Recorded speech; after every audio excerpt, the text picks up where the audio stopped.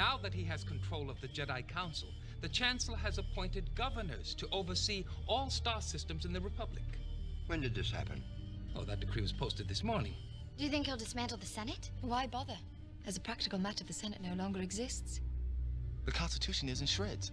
Amendment after amendment. We cannot let 1,000 years of democracy disappear without a fight. What are you suggesting? Suggesting, I apologize. I don't mean to sound like a separatist. We are not separatists trying to leave the Republic. We are loyalists trying to preserve democracy in the Republic. I can't believe it has come to this. Chancellor Palpatine is one of my oldest advisors. He served as my ambassador when I was queen. Senator, I fear you underestimate the amount of corruption that has taken hold in the Senate. The Chancellor has played the Senate as well. They know where the power lies, and they will do whatever it takes to share in it.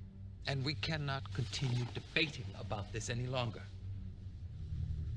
We have decided to do what we can to stop it. Senator Mon Mothma and I are putting together an organization. Say no more, Senator. I understand. At this point, some things are better left unsaid. Agreed.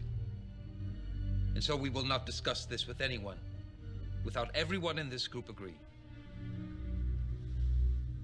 That means those closest to you, even family. No one can be told.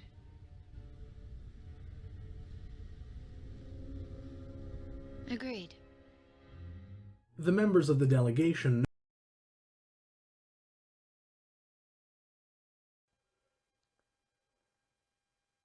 So Parliament has been suspended just a couple of days after Justin Trudeau embarked upon a massive power grab, invoking the Emergency Measures Act for the first time in Canadian history, giving him and his government unprecedented power. Parliament gets shut down. Right now, it's shortly after 11 o'clock. This is about the time of day when members of Parliament start questioning the government. This is about the time when question period starts on a Friday. And of course, this week, opposition MPs would be asking the government questions about the legitimacy of the use of the Emergency Measures Act. In order for that act to be justified, very high legal thresholds have to be met. And we would be grilling the Prime Minister and his ministers responsible for invoking that act literally as we speak. But instead, we're actually not allowed in the chamber. The order went out earlier today saying that the House of Commons was having today's session canceled. This is unbelievable.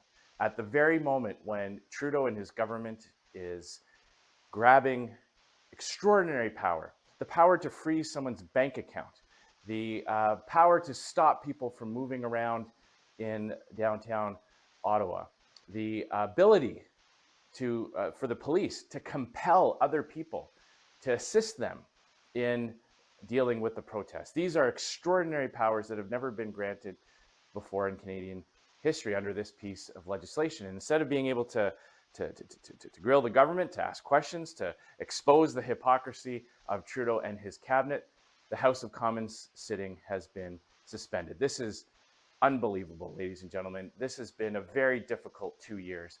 And this isn't the first time that Trudeau has tried to give himself powers unchecked by Canada's parliamentary democracy. Remember, in the first few days of the COVID-19 pandemic, in those early days when a lot was unknown about the virus, Justin Trudeau's first attempt at emergency legislation 2 years ago was to completely sideline Parliament. He tried to give himself the power to tax and spend without any kind of parliamentary oversight. That was his instinct. His instincts during an emergency, during a health emergency, during a pandemic,